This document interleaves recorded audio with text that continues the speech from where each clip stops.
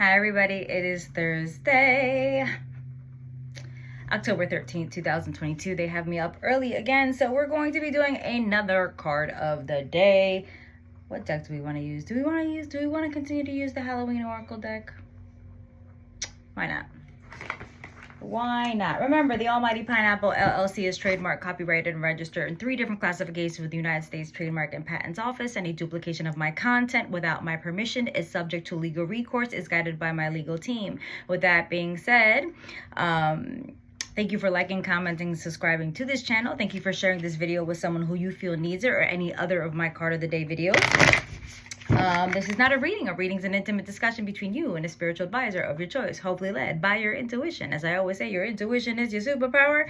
Everyone's born with intuition. Not everyone listens to it. As you can see, the state of the world. Just a reminder that on Saturday, October 22nd, we do have the next monthly community reading. It is a place where you can connect and check me out. It's $20 per person. It's free for the members of I Am the Altar. Let's get into the card of the day. I think I've said enough announcements yesterday as well, so okay, there's that. All right. Ooh, card of the day, Mummy Change. And coincidentally, yesterday's on the 12th was all about Night Song, hidden talents. So basically you have to unwrap yourself, right, to get those hidden talents. And the mummy's coming up with change after. There's a pattern here, y'all. I don't know if you see it. September shedding season is all about change. So let's see what the mummy got to tell us. The poem goes: the sand in his mouth, the bandages are wound, jealous of the living, eternal life bound. The ancient Egyptians took death very seriously. Death was not seen as many of us see it, a finality that to be dreaded, but as just as the beginning of a new life, and often eternal life in a better place, or the afterlife. The practicing of honoring and preserving the body through a complex process of mummification was central to ancient Egyptian culture. This was not just a physical embalming process, but a carefully enacted ritual process that ensured preservation in the next world. Many other cultures also mummified their dead, including the Incas, the Argentinians, the Maori, and many of the cultures of the Torres Strait Islands.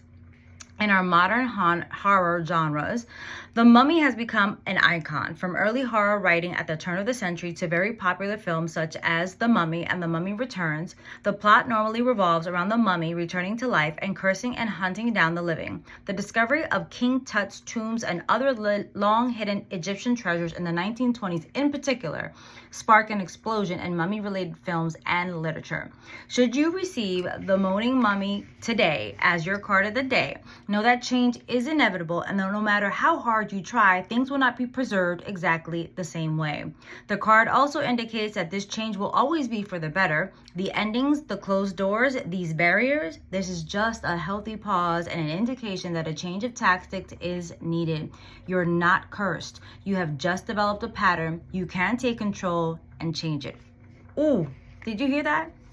You are not cursed. You don't have a black cloud over your head. You know how many people come to me every day saying that they have a fucking curse, that they have a black cloud?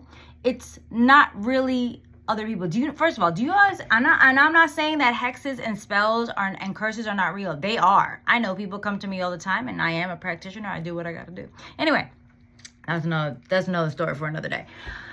But what I'm saying is that 9 times out of 10, those of us who think we are cursed, we have a black cloud overhead, it is what we are focusing on. 9 times out of 10, because we refuse to change our behaviors, because we refuse to change our attitudes, because we refuse to change our habits, because we refuse to change, because we think our way is the only way, we stay stuck and nothing changes. And if nothing changes, it stays stagnant. And if something stays stagnant, it gets gross. I'm just gonna say it like that. If you stay stagnant and you stay the same as you were 10 years ago, then honey, then what the fuck are you doing?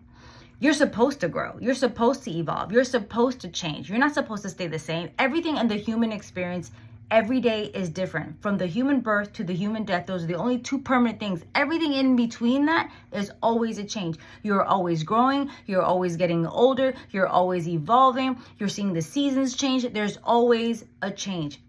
If you refuse to change, stop complaining. Stop complaining then, because you're refusing the changes that are coming towards you. Even nature changes. They're called seasons. So why can't you change? Because you think you're better than everybody else, or you just refuse to let go of some outdated belief system that you once thought was good for you and think by holding on to it with a kung fu grip, it's going to stay there and be good to you. It's just like hanging on to relationships that are fucking done with. Like, why are you in relationships with the people you don't trust? Why are you in relationships with people just because you have history with them? That doesn't make any sense to me. So basically, I'm going to hold on to my old rotten milk and drink it because it was once good. Yeah, that don't make no sense. So it's time to get rid of the rotten milk, the rotten people, the rotten relationships, the rotten mindsets, the rotten habits, the rotten behaviors in yourself and outside or around yourself. And it's time to make a change, because change is necessary and resistance to that is futile. I hope I helped. I hope I put some things in perspective, and I hope I made you feel better. I would love to work with you, but as always, please follow your intuition working with any spiritual advisor, even that means you do not work with me. Again, my books are open for October. It's going to be limited availability in the month of November and December due to traveling and due to the holiday season, but I would love to have you. Connecting to the Claire's course will be coming up. A free webinar will be coming up in November, and Love Thyself will also be going on sale at the end of November and December for enrollment in January 2023. It is a 3-month, 12-week 3 months or 12-week intensive where I work with you one-on-one, no modules, no groups, no recordings, just me and you to change the most important relationship of all, the relationship of yourself. That's why it's called Love Thyself. I love y'all, and I'll see y'all later.